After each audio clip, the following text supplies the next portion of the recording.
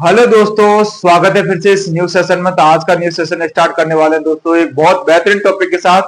हमने जो next class है दोस्तों उसमें हमने पढ़ा था उत्तरी पश्चिमी मानसून या फिर दक्षिणी पश्चिमी मानसून की बात करें दोस्तों तो वो हमने कंप्लीट कर लिए थे। आज हम पढ़ने वाले हैं दोस्तों मानसून से संबंधित जो इम्पोर्टेंट हमारे पॉइंट है दोस्तों उनके बारे में हम बात करने वाले हैं दोस्तों। तो देखिए, लगातार अच्छी वर्षा करने वाले जो मानसून होते हैं दोस्तों उनको किस नाम से जाना जाता है?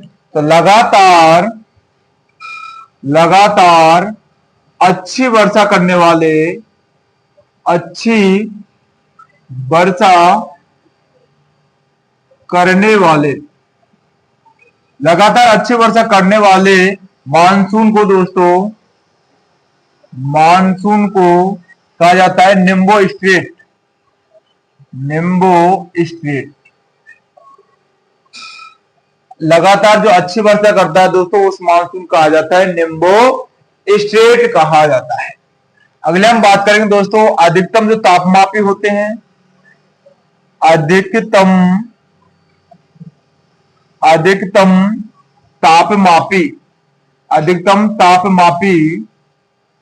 तापमापी से एमजी पारा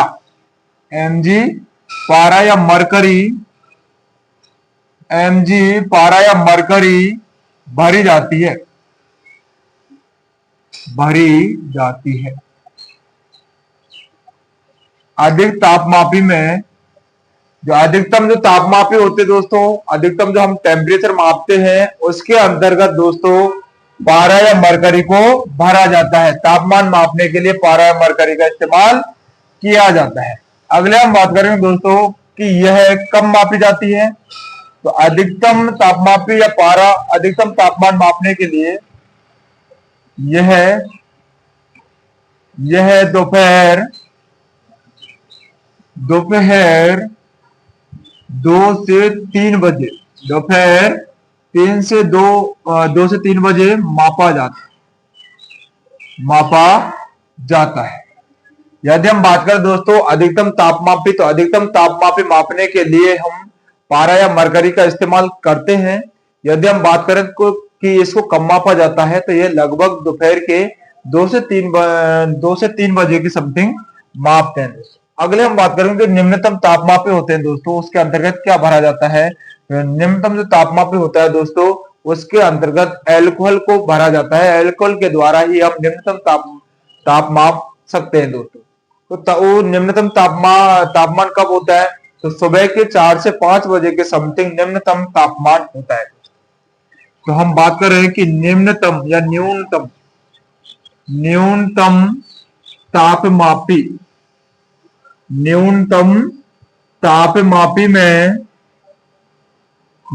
तापमापी में एल्कोहल भरा जाता है।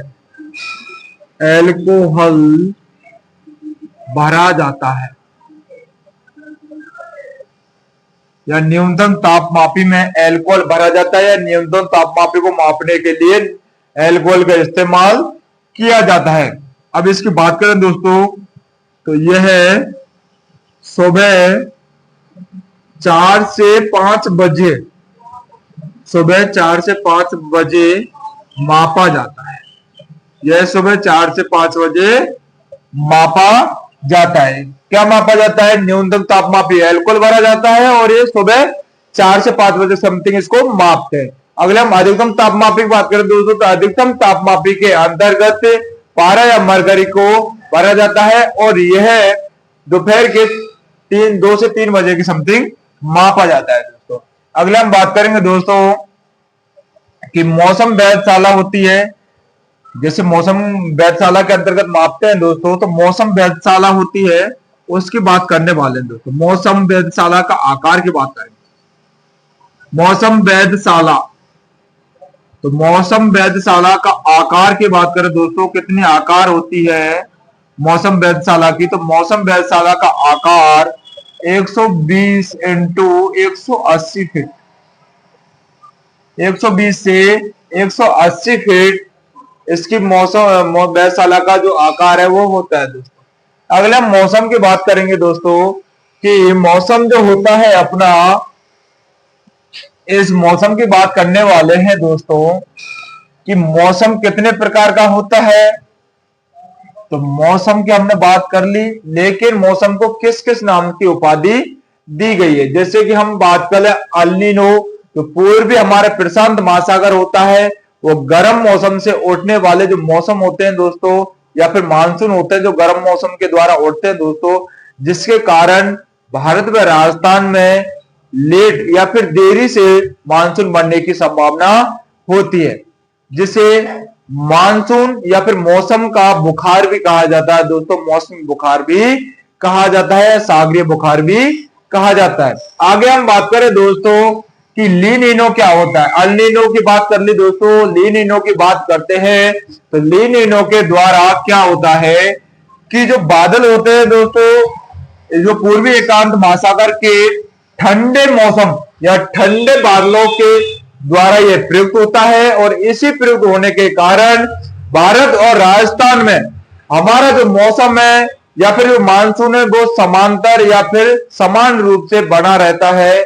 इसे हम अल नीनो की छोटी बहन भी कहा करते हैं दोस्तों। आगे हम बात करेंगे दोस्तों El Nino. El Nino, El Nino क्या होता है। तो अल नीनो के अंतर्गत पूर्वी पूर्वी प्रशांत महासागर, पूर्वी प्रशांत महासागर,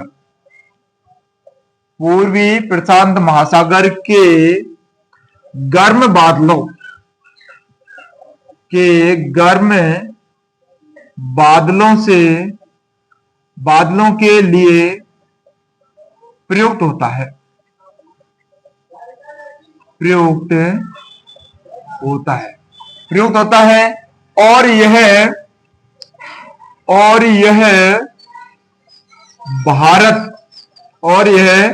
भारत एवं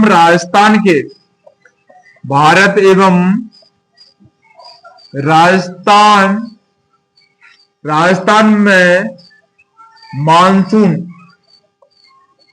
मानसून देरी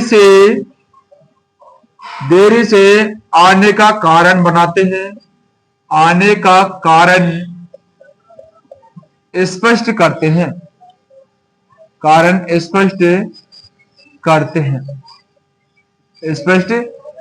अतः इसे सागरीय बुखार भी कहते हैं। अतः इसे या इस मानसून को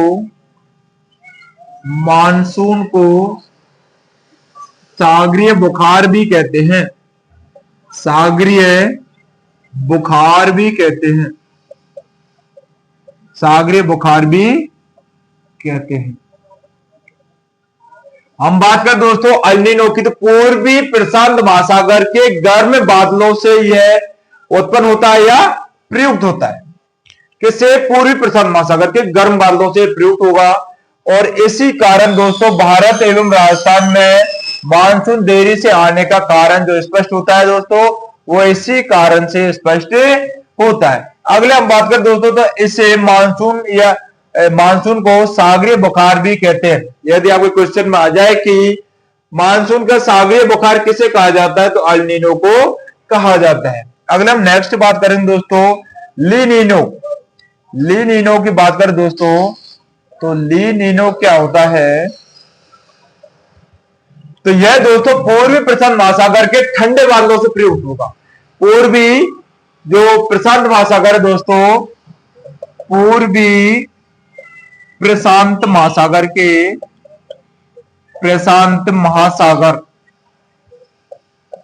पूर्वी प्रशांत महासागर के ठंडे बादलों से प्रयुक्त होता है,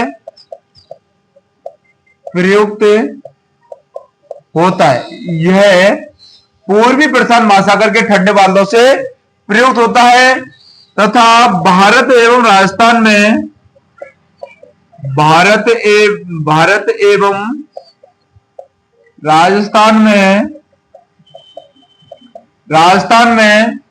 समान रूप से रूप से मानसून बनाता है, मानसून लेकर आता है, लेकर आता है। अतः इसे अल नीनो की छोटी बहन भी कहते हैं, अल नीनो की छोटी बहन भी कहा जाता है, छोटी बहन भी कहा जाता है, अल नीनो की छोटी बहन भी कहा जाता है। लेनिनो को अल नीनो की छोटी बहन भी कहा जाता है, क्योंकि दोस्तों पूर्वी प्रशांत महासागर के ठंडे बादलों से यह स्पष्ट होता है या फिर प्रयुक्त होता है तथा भारत एवं राजस्थान में समान रूप से मानसून बनाए रखता है। अतः इसलिए अल नीनो की छोटी बहन भी इस मानसून को कहा जाता है। अगला हम नेक्स्ट जो पॉइंट है दोस्तों उसकी बात करेंगे।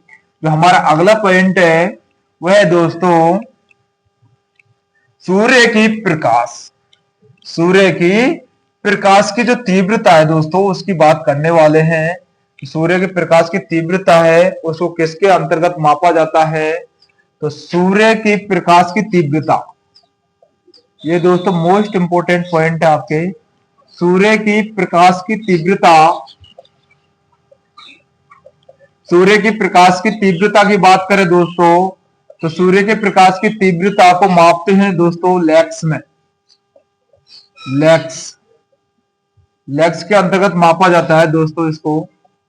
लैक्स इकाई के द्वारा इकाई में मापते हैं, लैक्स इकाई में मापते हैं। सूर्य की प्रकाश की तीव्रता को लैक्स इकाई के अंतर्गत मापा जाता है दोस्तों। अगले हम बात करेंगे दोस्तों शीत ऋतु में कितना तापमान पड़ता है, या फिर शीत ऋतु में जो तापमान को, जो टेम्परेचर को, जो मौसम रहता है दोस्तों या फिर मंथ रहता है उसकी हम बात करने वाले हैं। तो शीत ऋतु में तापमान की बात करेंगे दोस्तों। तापमान कब सर्वाधिक रहता है? तो शीत ऋतु में दोस्तों 15 दिसंबर से 15 मार्च सूर्य की जो प्रकाश की तीव्रता रहती है वो 15 दिसंबर से 15 मार्च के मंथ में। यदि हम ग्रीष्म की बात करेंगे दोस्तों तो ग्रीष्म ऋतु की बात करें दोस्तों तो 15 मार्च से 15 अप्रैल 15 मार्च से 15 अप्रैल। यदि वर्षा ऋतु की बात करें दोस्तों तो 15 जून से, वर्षा ऋतु के अंतर्गत की बात करें दोस्तों तो वर्षा ऋतु में 15 जून से 15 जुलाई 15 जून से 15 जुलाई में इसका जो मुख्य जो प्रकाश की तीव्रता रहती है दोस्तों वो है, जैसे कि शीत ऋतु की बात करें तो 15 दिसंबर से 15 मार्च के मंथ या मध्य में, या ग्रीष्म ऋतु की बात करें तो 15 मार्च से 15 अप्रैल के मध्य, या फिर वर्षा ऋतु की बात करें तो 15 जून से 15 जुलाई इसको रेशियो रहता है। अगले हम नेक्स्ट टॉपिक की बात करेंगे दोस्तों, जो बहुत इंपॉर्टेंट, मोस्ट इंपॉर्टेंट जो पॉइंट है उसकी बात करने वाले हैं। मोस्ट इंपॉर्टेंट जो हमारा पॉइंट है दोस्तों वो है कृत्रिम वर्षा। कृत्रिम वर्षा मोस्ट इंपॉर्टेंट हमारा पॉइंट है दोस्तों, कृत्रिम वर्षा या फिर आर्टिफिशियल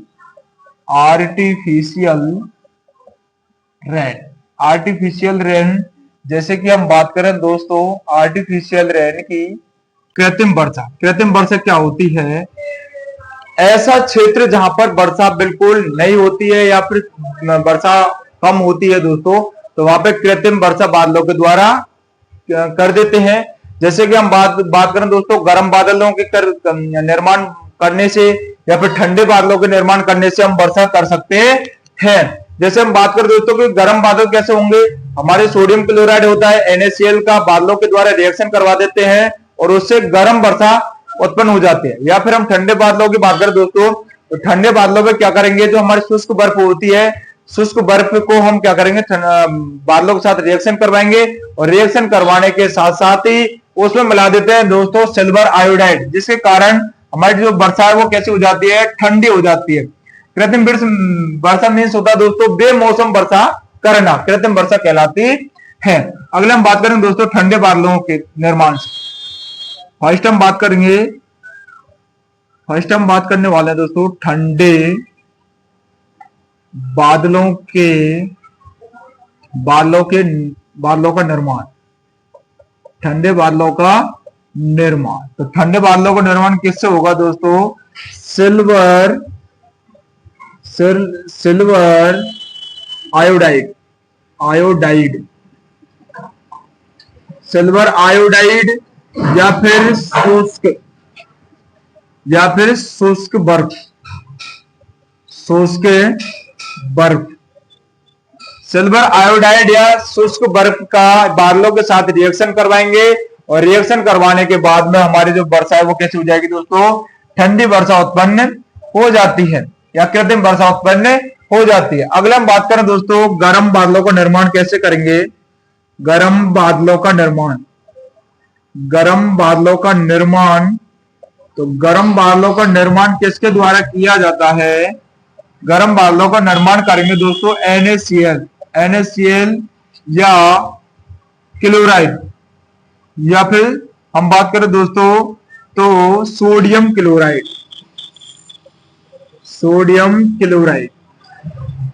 NaCl या सोडियम क्लोराइड का छिड़काव करने से या बादलों के साथ रिएक्शन करवाने से गर्म बादलों का निर्माण होता है। अगला हम नेक्स्ट बात करने वाले हैं दोस्तों कि मौसम, जो बादलों की हमने बात कर ली दोस्तों, अगले हम बात करेंगे मौसम एवं जलवायु मौसम एवं जलवायु को प्रभावित करने वाले कारक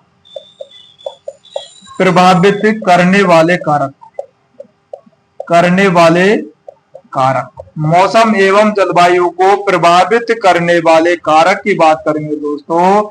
जैसे कि हमारे विभिन्न प्रकार की जो फसलें होती हैं उन फसलों को सर्वाधिक जो कारक है दोस्तों तापमान, वो इफेक्ट पहुंचाता है या प्रभाव पहुंचाता है। जैसे कि हम बात करें उदाहरण के लिए टमाटर की फसल है, रबी की ऋतु में उगाई जाती है दोस्तों, तो रबी के लिए जो टेम्परेचर है वो 20 से 22 या 22 से 25 डिग्री सेंटीग्रेड हम मापते हैं या फिर उसका फिक्स होता है दोस्तों।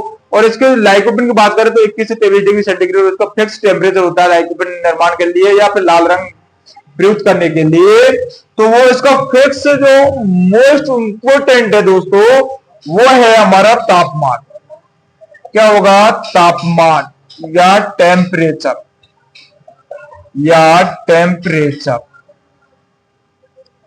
तापमान या टेम्परेचर जो मौसम एवं जलवायु को सर्वाधिक प्रभावित करता है। तो टेम्परेचर की बात करें हम, तो हम इसके साथ ही दोस्तों हम करेंगे रबी की ऋतुओं को बात। रबी की फसलों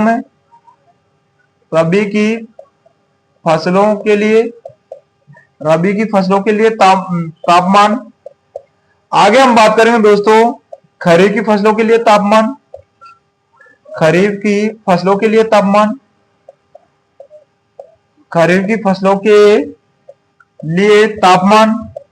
तो खरीफ की फसलों की बात करें दोस्तों तो यह 31 से 37 डिग्री सेंटीग्रेड तक, और इसकी बात करें 25 से 30 डिग्री सेंटीग्रेड इसको टेम्परेचर फिक्स चाहिए। रबी की फसलों के लिए 25 से 30 डिग्री सेंटीग्रेड और खरीफ की फसलों के लिए 31 से 37 डिग्री सेंटीग्रेड। यदि क्रॉप की बात करें दोस्तों तो रबी के अंतर्गत गेहूं, सरसों, चना ये विशेष रूप से क्रॉप है दोस्तों। इसकी खरीफ की बात करें दोस्तों तो खरीफ में बाजरा, मक्का, ज्वार, ये विभिन्न प्रकार के जो क्रॉप है दोस्तों इसके अंतर्गत आते हैं, जिसके लिए 31 से 37 डिग्री सेंटीग्रेड तापमान इसको प्रॉपरली चाहिए और इसके रबी के लिए 25 से 30 डिग्री सेंटीग्रेड तापमान प्रॉपर चाहिए, जो गेहूं, सरसों, चना इसकी मुख्य इंपोर्टेंट क्रॉप है दोस्तों। अगर हम नेक्स्ट बात करने वाले हैं दोस्तों, नेक्स्ट हम बात करेंगे कि जो पाला पड़ जाता है दोस्तों इन क्रॉपों में, तो पाला भी इसको मुख्य इफेक्ट पहुंचाता है दोस्तों मौसम एवं जलवायु को। पाला किसकी बात करने वाले हैं दोस्तों? तो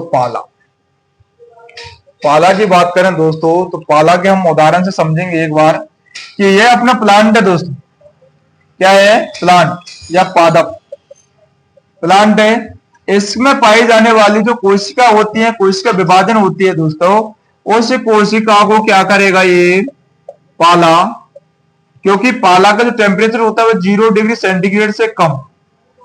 यदि टेम्परेचर अपना 0 डिग्री सेंटीग्रेड से कम जा रहा है तो वह पाला पड़ने की संभावना बन जाती है दोस्तों। ये पाला क्या करता है, बर्फ का निर्माण करेगा, बर्फ का निर्माण करेगा, और बर्फ के निर्माण के कारण इस कोशिका भित्ति, ये कोशिका भित्ति है, कोशिका भित्ति क्या करेगी, फट जाएगी। कोशिका भित्ति क्या होगी, फट जाएगी, और फट जाने पर, कोशिका भित्ति के फट जाने पर क्या होगा, इसका जो जीव द्रव्य वो बाहर निकल जाएगा और प्लांट क्या हो जाएगा, खत्म हो जाएगा, डिस्ट्रॉय हो जाता है, नष्ट हो जाता है दोस्तों। तो हम बात करेंगे दोस्तों कि ये बर्फ जो है वो सबसे ज्यादा क्रियाशील इसमें पाले में रहती है। अगले हम बात करेंगे कि इसकी जो सिंचाई, यदि हम सिंचाई कर देते हैं दोस्तों गर्म पानी से, तो इसका जो फसल का जो टेम्परेचर है वो 1 से 2 डिग्री सेंटीग्रेड तक बढ़ जाता है। यदि हम क्रॉप में सिंचाई कर देते हैं दोस्तों, तो इसका जो टेम्परेचर है वो 1 से 2 डिग्री सेंटीग्रेड तक बढ़ जाता है गर्म सिंचाई करने से। यदि सिंचाई के अलावा दोस्तों धुआं करके भी हम पाले का नियंत्रण कर सकते हैं, या फिर सल्फ्यूरिक एसिड का 0.1% छिड़काव करके दोस्तों हम पाले का विधि विधान कर सकते हैं H2SO4 के द्वारा। अगर हम इसके डिटेल से बात करने वाले हैं दोस्तों, डिटेल से बात करेंगे हम। पाला क्या है, पाला होता क्या है दोस्तों, तो 0 डिग्री सेंटीग्रेड तापमान से, 0 डिग्री सेंटीग्रेड तापमान से 0 डिग्री सेंटीग्रेड तापमान से कम पहुंच जाता है या चला जाता है, तो पाला पड़ने की संभावना सबसे ज्यादा बढ़ जाती है दोस्तों। अगले हम बात करेंगे दोस्तों इसके नियंत्रण की, पाले के नियंत्रण के कारण। पाले का नियंत्रण या कंट्रोल किस प्रकार से कर सकते हैं, पाले का नियंत्रण किस प्रकार से करेंगे दोस्तों, तो हमारा जो पहला पॉइंट है दोस्तों वह H2SO4 के द्वारा सल्फ्यूरिक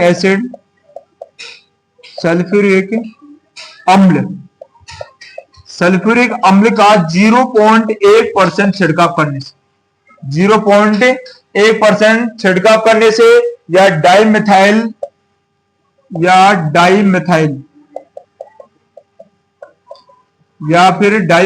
का 0.01% के छिड़काव से हम पाले का विधि विधान कर सकते हैं दोस्तों। अगले हम बात करेंगे दोस्तों 0.05% के छिड़काव से। दूसरा हमारा दोस्तों धुआं करके यदि पाले की संभावना अधिक बढ़ रही है दोस्तों, तो किसानों की जो क्रॉप उगती है उसकी जो मेड़ होती है, उस मेड़ पर हम धुआं करके भी फसल को प्राप्त करवा सकते हैं, जिसके द्वारा तापमान फसल का बढ़ जाता है। अगले हम बात करेंगे सिंचाई करने से फसलों का तापमान, सिंचाई करने से फसलों का तापमान 1 से 2 डिग्री सेंटीग्रेड तक बढ़ जाता है। सिंचाई करने से फसलों का जो टेम्परेचर है दोस्तों वो 1 से 2 डिग्री सेंटीग्रेड तक बढ़ जाता है। अगले हम बात करने वाले हैं दोस्तों कि जो पाला संवेदनशील जो फसलें हमारी क्या है, पाले संवेदनशील जो फसलें हैं, या फिर पाले के जो प्रति क्रॉप है दोस्तों पाले में भी उगकर हमको उत्पादन दे सकती हैं, उनकी हम बात करने वाले हैं। तो पाले संवेदनशील क्रॉप, पाले के प्रति संवेदनशील क्रॉप,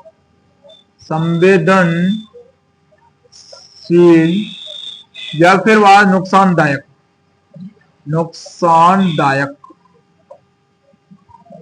फसलें, नुकसानदायक या पाले के प्रति जो नुकसान हमको पहुंचाती है दोस्तों, पाले द्वारा नष्ट हो जाती हैं, उनके बात करेंगे दोस्तों। केला, आंवला, पपीता, पपीता, टमाटर, चना, मटर, मटर, खाद्यान्न फसलें,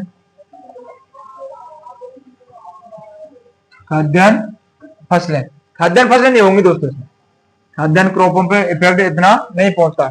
ये दोस्तों पाले के प्रति संवेदनशील जो फसलें हैं या नुकसानदायक जो फसलें हैं वो है केला, आंवला, पपीता, टमाटर, चना, मटर। ये पाले के प्रति अधिक संवेदनशील होती है तथा जो पाले के पड़ने की संभावना होती है दोस्तों तो इनकी कोशिका भित्ति फट जाती है तथा प्लांट के जो पत्तियां वगैरह हैं वो सभी की सभी जड़ जाएंगी या प्लांट सूखा सूखा सा दिखाई देता है। अगले हम बात करें दोस्तों कि हमारे जो पाले के प्रति जो संवेदनशील है या सहनशील है, पाले के प्रति सहनशील फसलें, सहनशील फसलें, पाले के प्रति सहनशील फसलें की बात करें दोस्तों तो पाले के प्रति सहनशील फसलें कौन कौन सी हैं? गेहूं, जौ, व खाद्यान्न क्रॉप, व खाद्यान्न, खाद्यान्न फसलें, खाद्यान्न फसलें जो कि दोस्तों पाले के प्रति सहनशील है। पाला यदि पड़ जाएगा तो ये उनके प्रति की सहनशील होने के कारण उत्पादन दे सकती है। अगले हम दोस्तों जो नेक्स्ट टॉपिक है उसकी बात करेंगे दोस्तों। आगे हम बात करने वाले हैं दोस्तों प्रकाश की अवधि के आधार पर, प्रकाश की अवधि के आधार पर, अवधि के आधार पर, प्रकाश की अवधि के आधार पर पौधों को बांटा गया है दोस्तों। किस प्लांट को कितना टेम्परेचर चाहिए उसकी अवधि को हम डिवाइडेशन कर देंगे। तो प्रकाश की अवधि पर हम बात करें दोस्तों तो प्रकाश की अवधि की बात आती है तो फर्स्ट आएगा दोस्तों प्रकाश प्रदीप्त कलिका, प्रकाश प्रदीप्त कलिका, प्रकाश प्रदीप्त कालिका है दोस्तों। तो ऐसे कारण क्या होता है दोस्तों? प्रकाश के द्वारा पौधे के पुष्पन पर प्रभाव, प्रकाश के द्वारा पौधों के पुष्पन पर प्रभाव होता है दोस्तों तो उसको प्रकाश प्रदीप्त कलिका कह देते हैं। और प्रकाश प्रदीप्त कलिका की यदि खोज की बात करें दोस्तों तो गार्डनर एवं एलार्ड ने इसकी खोज की थी दोस्तों 1920 में। कब की थी दोस्तों? 1920 में। और प्रकाश प्रदीप्त कलिका के आधार पर ही पौधों को 3 भागों में बांटा गया है दोस्तों। लघु प्रभावी पौधे या फिर दिवस निष्प्रभावी पौधे या फिर दीर्घ प्रभावी पौधे होते हैं दोस्तों। तो इसी के आधार पर पौधों को वर्गीकृत किया गया है। तो हम बात करने वाले दोस्तों प्रकाश प्रदीप्त कलिका। तो सूर्य की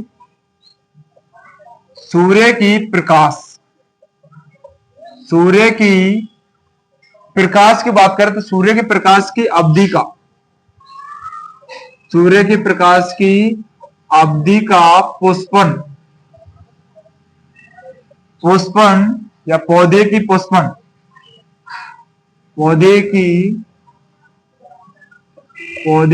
पुष्पन अवस्था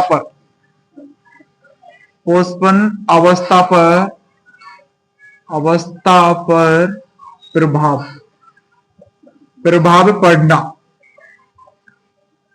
पड़ना प्रकाश प्रदीप्त कलिका कहलाती है। प्रकाश प्रदीप्त कलिका, प्रकाश प्रदीप्त कलिका कहलाती है।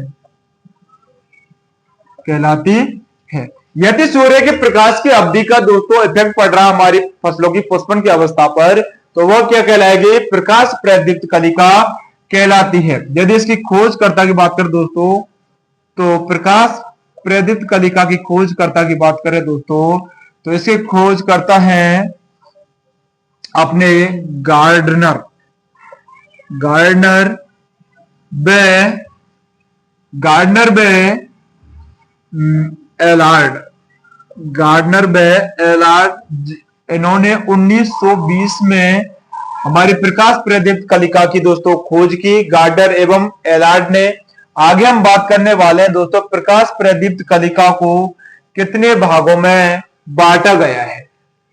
प्रकाश प्रदीप्त कलिका को कितने भागों में बांटा गया है दोस्तों। प्रकाश प्रदीप्त कलिका की बात करें, प्रकाश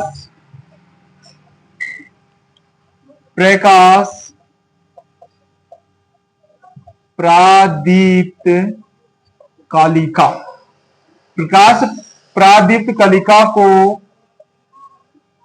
पुष्पन के आधार पर या फूलों के आधार पर या पौधों के आधार पर पौधों के आधार पर मुख्यतः 3 वर्गों में बांटा गया है। 3 वर्गों में बांटा गया है।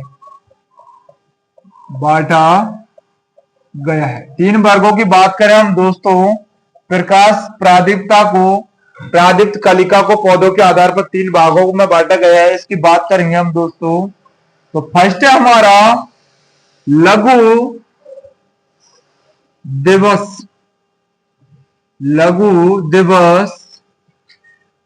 प्रभावी पौधे, लघु दिवस प्रभावी पौधे।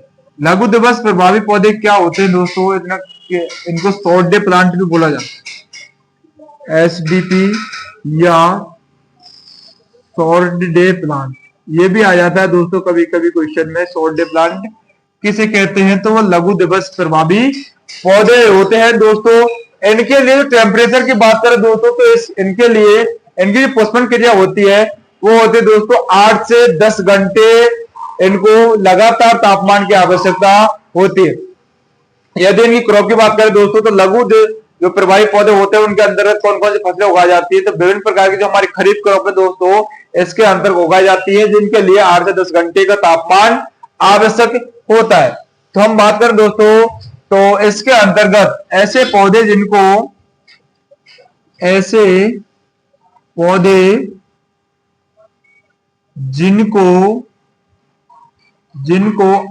से 10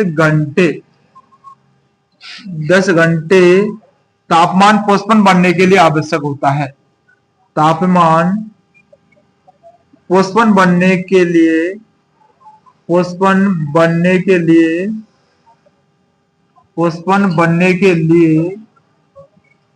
अवधि के लिए आवश्यक होता है।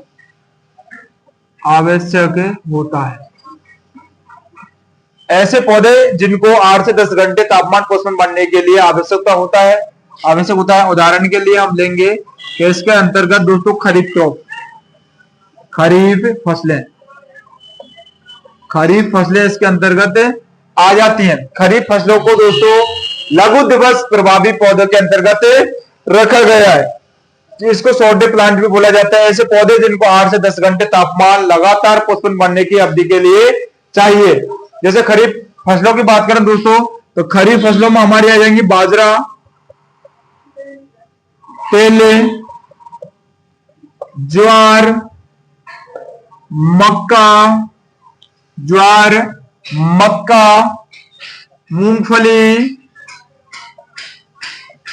मूंगफली, अरहर, ये विभिन्न प्रकार की जो फसलें हैं दोस्तों वो खरीफ फसलों के अंतर्गत आ जाती है, जिनके पुष्पन बनने के लिए 8 से 10 घंटे तापमान की आवश्यकता होती है। अगला हम बात करेंगे दोस्तों, अगला है हमारा दीर्घ दिवस प्रभावी पौधे,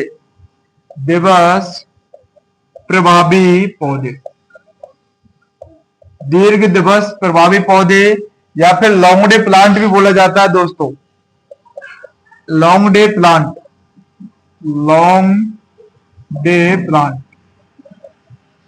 प्लांट भी इन्हें कहा जाता है। दीर्घ दिवस प्रभावी पौधे या लॉन्ग डे प्लांट भी कहा जाता है। ऐसे पौधे जिनके पुष्पन क्रिया करने के लिए दोस्तों 12 से 14 डिग्री सेंटीग्रेड, 12 से 14 डिग्री सेंटीग्रेड या 14 घंटे, 12 से 14 घंटे तापमान की आवश्यकता होती है दोस्तों। ऐसे पौधों को दीर्घ दिवस प्रभावी पौधे कहा जाता है। ऐसे पौधे जिनको 12 से 14 डिग्री, 14 डिग्री नहीं आएगा दोस्तों, 12 से 14 घंटे तापमान पुष्पन बनने के लिए आवश्यक होता है, बनने के लिए आवश्यक होता है, उसे दीर्घ दिवस प्रभावी पौधे कहा जाता है। उदाहरण के लिए लेंगे दोस्तों तो इसमें रबी फसलें, ये रबी ऋतु के अंतर्गत आने वाली विभिन्न प्रकार की फसलें दोस्तों, इनके लिए 12 से 14 डिग्री सेंटीग्रेड, 12 से 14 घंटे तापमान की आवश्यकता होती है। रबी फसलें की बात करें दोस्तों तो गेहूं, अगला हमारा बात आएगा दोस्तों कि गेहूं के साथ हम जौ, चना, सरसों आदि क्रॉप उगाते हैं, जिनके लिए दोस्तों दीर्घ दिवस प्रभावी पौधे जो एलडीपी होते हैं, लॉन्ग डे प्लांट होते हैं, उनके लिए 12 से 14 घंटे तापमान की आवश्यकता होती है। और उदाहरण के लिए ले तो दोस्तों रबी फसलें होती है जैसे गेहूं, तो जौ, चना, सरसों, इनकी पुष्पन की क्रिया के लिए 12 से 14 घंटे तापमान की आवश्यकता होती है। आगे हम बात करने वाले हैं दोस्तों दिवस निष्प्रभावी पौधे, डे नेचुरल प्लांट की बात करने वाले हैं दोस्तों। तो हमारा तीसरा पॉइंट है दिवस निष्प्रभावी पौधे।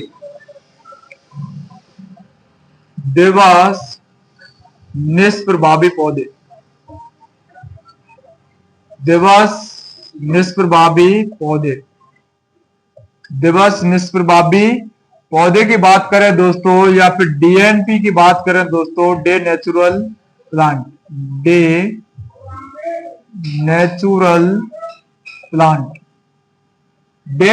प्लांट की बात करें दोस्तों, तो इसके पुष्पन की अवधि के लिए टेम्परेचर माने नहीं रखता, इसकी जो पुष्पन क्रिया है दोस्तों कभी भी संपन्न हो जाती है।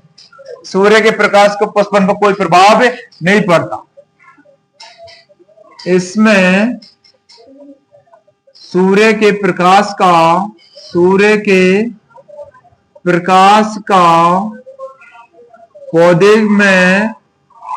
पौधे की पुष्पन अवस्था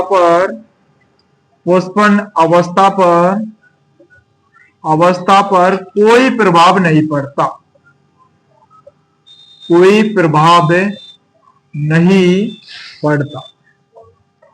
डे नेचुरल प्लांट होते हैं, दिवस निष्प्रभावी प्लांट होते हैं दोस्तों। इसके अंतर्गत पौधे की जो पुष्पन होता है, फूल बनने की जो क्रिया होता है, उस पर कोई प्रभाव ये नहीं डालता दोस्तों। तो उदाहरण के लिए हम लेते हैं, उदाहरण के लिए जैसे कपास है,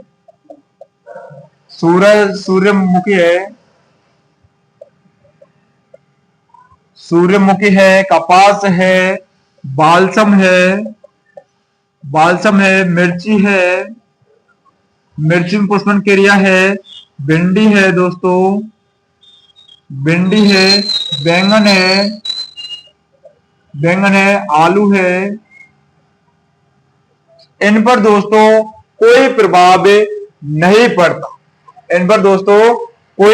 नहीं पड़ता। जैसे कपास की बात करें या सूरजमुखी की बात करें या बालसम की या मिर्ची की, भिंडी की, बैंगन की, आलू की, तो दिवस निष्प्रभावी पौधे के द्वारा इन फसलों की पुष्पन की अवस्था पर कोई प्रभाव नहीं डाला जा सकता। अगला हमारा जो मोस्ट इंपोर्टेंट पॉइंट है दोस्तों, वो है कि हमारे जो डे नेचुरल प्लांट होते हैं, हमारे जो दोस्तों लॉन्ग डे प्लांट होते हैं, उसके हम जो मोस्ट इंपोर्टेंट क्वेश्चन की बात कर लेते हैं। उसमें लॉन्ग डे प्लांट में से मोस्ट इंपोर्टेंट क्वेश्चन आया था दोस्तों पहले कि आलू है दोस्तों, तो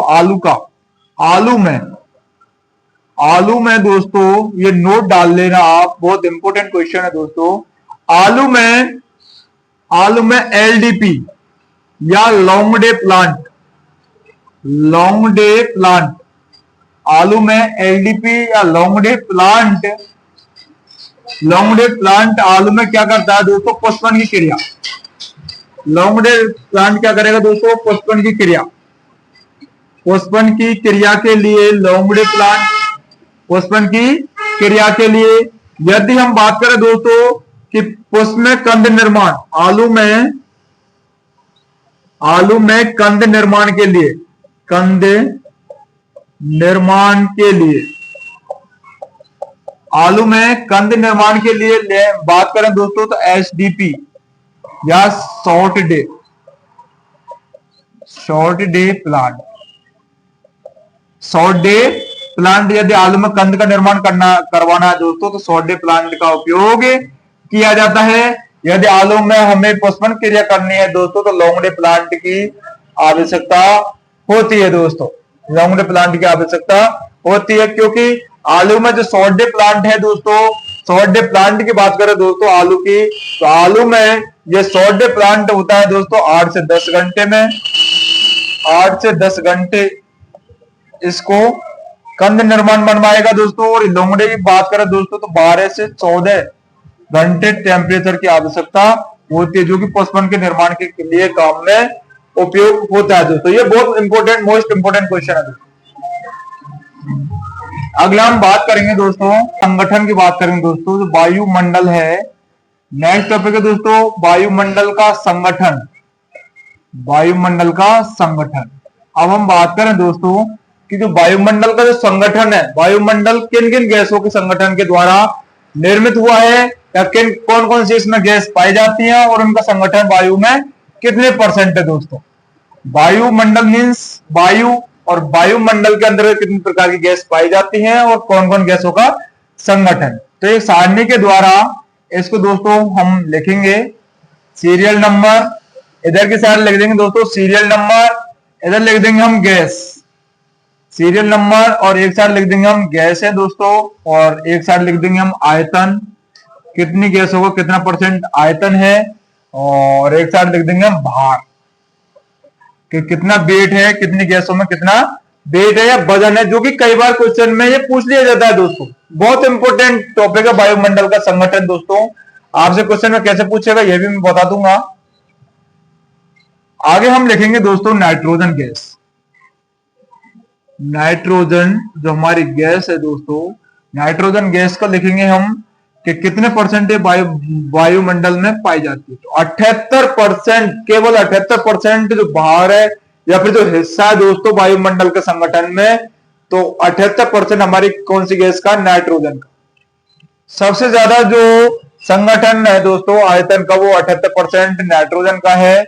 और बात करें दोस्तों इसके भार की तो 75.22% भार, 75.52% जो भाग है दोस्तों वो भार है वो नाइट्रोजन गैस का है।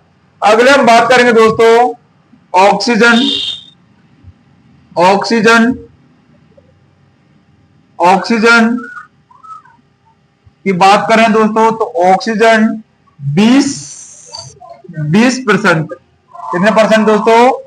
20.49%, 20.49% क्या है दोस्तों हमारी ऑक्सीजन है। यदि इसके भार की बात करें तो 23.14% इसका भार है, किसमें? वायुमंडल के संगठन में। अगले हम नेक्स्ट बात करेंगे दोस्तों हमारी जो CO2 है, क्या है? CO2 यह दोस्तों 0.03%, या फिर बात करें दोस्तों 300 ppm, 300 ppm जो इसका आयतन है दोस्तों वो CO2 या कार्बन डाइऑक्साइड का है। या फिर इसके भार की बात करें दोस्तों 0.045, 0.045 इसका क्या है? भार है वायुमंडल में। अगले हम बात करेंगे दोस्तों आर्गन की, किसकी बात करने वाले हैं? आर्गन की बात करेंगे। चौथा पॉइंट हमारा आर्गन। तो आर्गन के अंतर्गत हम बात करेंगे दोस्तों तो आर्गन का 0.93% जो हमारा आयतन है वो आर्गन का है। यदि इसके भार की बात करें दोस्तों तो 1.28 इसका भार है, 1.28% इसका क्या है? वायुमंडल में भार है दोस्तों। हम वायुमंडल के संगठन की बात कर रहे हैं दोस्तों, वायुमंडल के अंतर्गत कौन कौन सी गैसों का संगठन है तो बात करें हम सबसे हाई की दोस्तों, तो सबसे हाई हमारा क्या हो जाएगा, नाइट्रोजन। नाइट्रोजन का 78% भाग आयतन, जो क्या किसके अंतर्गत है, वायुमंडल के अंतर्गत है। 75.52% दोस्तों इसका भार है। अगले हम बात करेंगे दोस्तों ऑक्सीजन की, तो ऑक्सीजन का 20.49%, 20.49% आयतन है दोस्तों, और 23.14% इसका भार है। CO2 की बात करें, कार्बन डाइऑक्साइड की बात करें, तो 0.03% इसका आयतन है वायुमंडल के अंतर्गत, और 300 ppm की बात करें तो इसका आयतन है दोस्तों। 0.045% इसका भार है वायुमंडल के अंतर्गत। आर्गन की बात करें दोस्तों, तो आर्गन का 0.93% आयतन है, और 1.28% इसका भार है दोस्तों, जो कि वायुमंडल के अंतर्गत है। अगले हम बात करेंगे दोस्तों, अगले हम बात करें तो पीपीएम है दोस्तों, तो प्रतिशत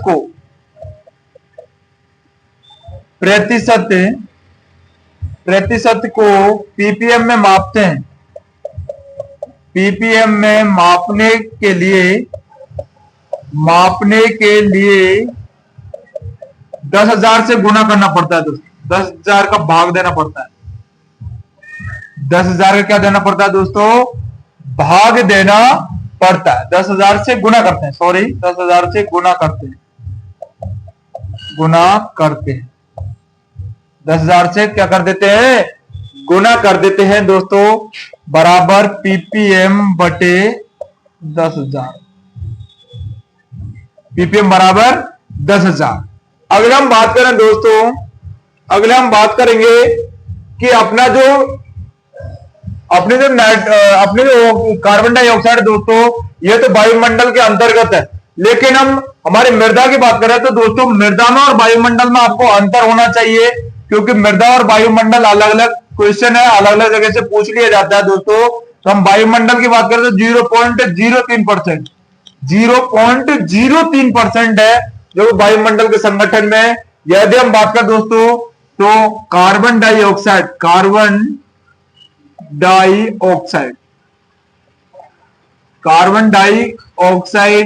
या फिर बात करें हम दोस्तों CO2, तो CO2 का मृदा में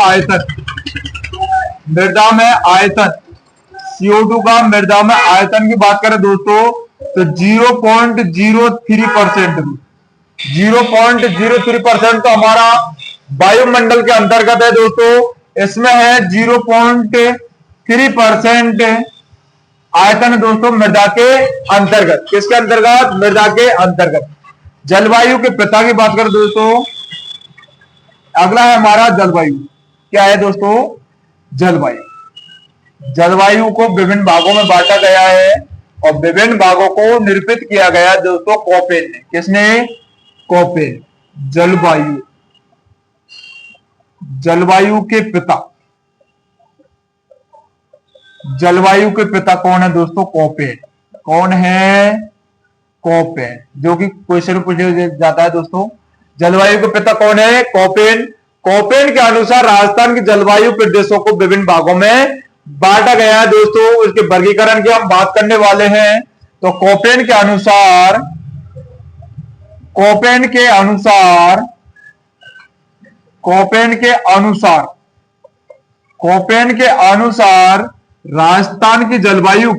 जलवायु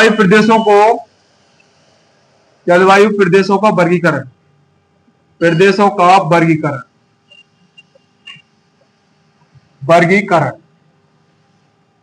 कोपेन के अनुसार राजस्थान के जो जलवायु है उनका हम वर्गीकरण करने वाले हैं दोस्तों। जलवायु प्रदेशों का क्या करेंगे, हम वर्गीकरण करेंगे। तो इसमें वर्गीकरण आता है हमारा दोस्तों फर्स्ट AW के अंतर्गत दोस्तों किसको रखा गया है, उष्णकटिबंधीय आर्द्र जलवायु। उष्णकटिबंधीय आर्द्र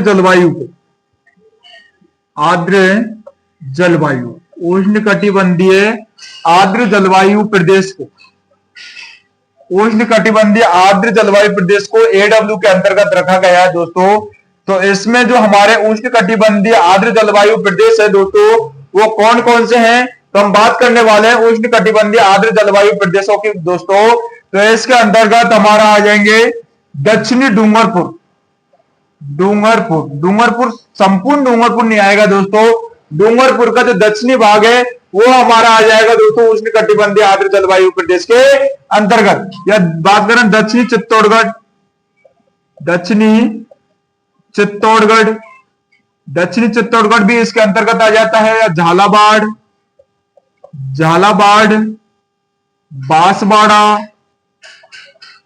बांसवाड़ा, ये सभी दोस्तों जो कि राजस्थान के, यह राजस्थान है, राजस्थान के जो साउथ हमारे जो डिस्ट्रिक्ट है दोस्तों, राजस्थान के साउथ डिस्ट्रिक्ट है वो दोस्तों आ जाते हैं उष्ण कटिबंधीय आर्द्र जलवायु प्रदेश के अंतर्गत, जिसको रखा गया है दोस्तों AW के अंतर्गत। किसके अंतर्गत? AW के अंतर्गत। अगला हम नेक्स्ट बात करने वाले हैं दोस्तों BSHW की बात करने वाले हैं दोस्तों, जो अर्ध शुष्क या स्टेपी जलवायु के अंतर्गत आता है। अर्ध शुष्क या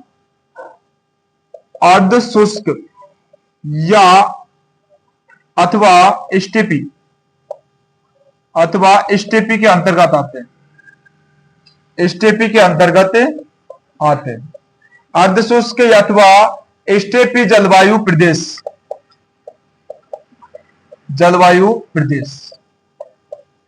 अर्धशुष्क अथवा स्टेपी जलवायु प्रदेश अरावली का वह क्षेत्र जहां पर दोस्तों जैसे हमारा बाड़मेर है, जालौर है, जोधपुर है, जो कि हमारे पश्चिमी राजस्थान के अंतर्गत होते हैं। अरावली पर्वत श्रृंखला का वह भूभाग, अरे हम बात करें दोस्तों इसकी राजस्थान के पश्चिमी भाग की, किसके पश्चिमी भाग की बात करेंगे दोस्तों, तो पश्चिमी भाग कौन सा हो जाएगा हमारा? जैसलमेर, बाड़मेर, जालौर के अंतर्गत आए जाने वाले या पाए जाने वाले अर्धशुष्क या स्टेपी जलवायु प्रदेश होते हैं दोस्तों, जो BSHW के अंतर्गत आते हैं, जो कि कोपेन इनके पिता हैं, जलवायु के कोपेन पिता हैं, उन्होंने इनको वर्गीकृत किया गया है दोस्तों। तो हम बात करें अर्धशुष्क अथवा स्टेपी जलवायु प्रदेश के दोस्तों, जो कि उप आर्द्र या मानसूनी उप अर्धशुष्क या स्टेपी जलवायु बात करें दोस्तों, तो अरावली का वह क्षेत्र, अरावली का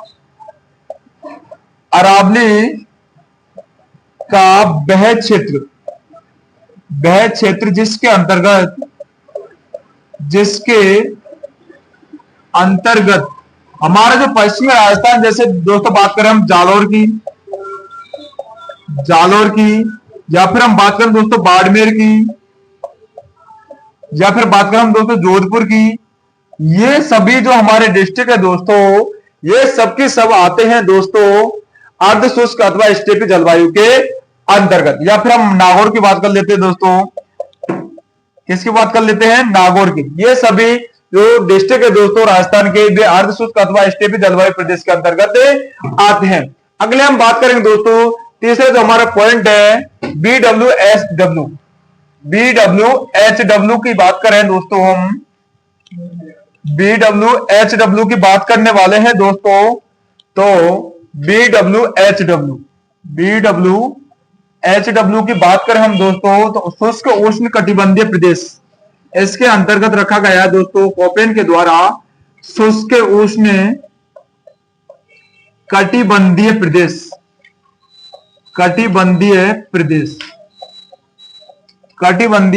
शुष्क उष्ण कटिबंधीय प्रदेश आते हैं दोस्तों। जैसे कि हम उत्तरी पश्चिमी की बात करें, राजस्थान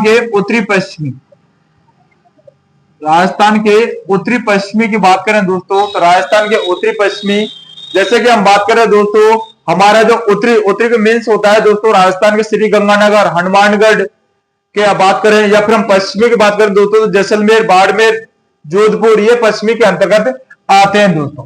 तो हम उत्तरी पश्चिमी के अंतर्गत पाए जाने वाले जो हमारे डिस्ट्रिक्ट होते हैं वो शुष्क उष्ण कटिबंधीय प्रदेश के अंतर्गत आते हैं, जिसको BWHW के अंतर्गत कोपेन के द्वारा रखा गया है दोस्तों। किसके द्वारा? कोपेन के द्वारा। तो हम उत्तरी पश्चिमी की बात करें दोस्तों, तो जोधपुर, जैसलमेर, बीकानेर, बीकानेर,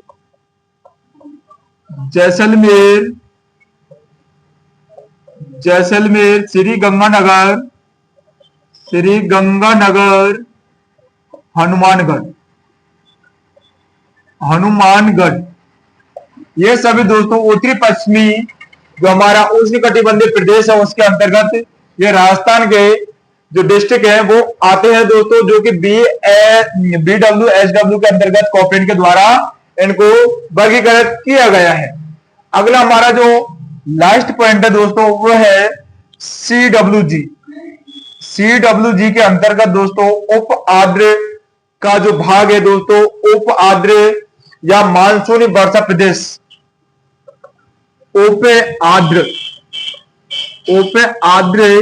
या वर्षा मानसूनी प्रदेश, उप आर्द्र या मानसूनी वर्षा प्रदेश, कॉपरेन के द्वारा उप आर्द्र या मानसूनी वर्षा प्रदेश में राजस्थान के उन जिलों को रखा गया है दोस्तों जहां पर वर्षा की जो मात्रा है वो सर्वाधिक होती है, और वर्षा आधारित जो क्षेत्र है दोस्तों उसके अंतर्गत इनको रखा गया है। जैसे हम वर्षा आधारित जो क्षेत्रों की बात करें दोस्तों तो पूर्वी बात करेंगे हम, ये राजस्थान में हम बात करेंगे दोस्तों पूर्वी की। किसकी बात करेंगे? पूर्वी की। तो राजस्थान का पूर्वी हो गया दोस्तों, राजस्थान का यदि हम बात करें दोस्तों पूर्वी, किसकी बात करेंगे? पूर्वी की। तो पूर्वी के अंतर्गत दोस्तों करौली हो गया, भरतपुर हो गया, धौलपुर हो गया, अलवर हो गया, ये सभी दोस्तों किसके अंतर्गत आते हैं? राजस्थान के पूर्वी के अंतर्गत आते हैं, जो वर्षा आधारित या वर्षा प्रदेश है दोस्तों। अगले हम बात करेंगे कि अरावली के पूर्वी भाग, अरावली के पूर्वी भाग के अंतर्गत दोस्तों आते हैं अंतर्गत। जैसे कि हम बात करें दोस्तों, हमारा है हाड़ौती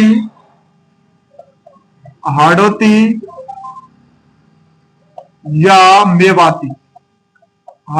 मेवाती, अलवर, करौली आदि, जो कि दोस्तों आते हैं अरावली पूर्वी भाग के अंतर्गत, जो कि वर्षा मानसूनी प्रदेश होते हैं, उप आर्द्र मानसूनी प्रदेश होते हैं, जो कि CWG के अंतर्गत कॉपरेन के द्वारा इन जलवायु खंडों को वर्गीकृत किया गया है। शुष्क उष्णकटिबंधीय प्रदेश के अंतर्गत दोस्तों उत्तरी पश्चिमी जोधपुर, बीकानेर, जैसलमेर, श्री गंगानगर, हनुमानगढ़ आते हैं दोस्तों। तो आज का हमारा जो जलवायु एवं मौसम है दोस्तों, वेदर एंड क्लाइमेट है, वो जो टॉपिक चल रहा है दोस्तों वो कंप्लीट हो चुका है। और कंप्लीट होने के बाद में हम मिलते हैं अगली नेक्स्ट क्लास में दोस्तों बहुत बेहतरीन टॉपिक के साथ। तो तब तक के लिए जय हिंद, जय भारत।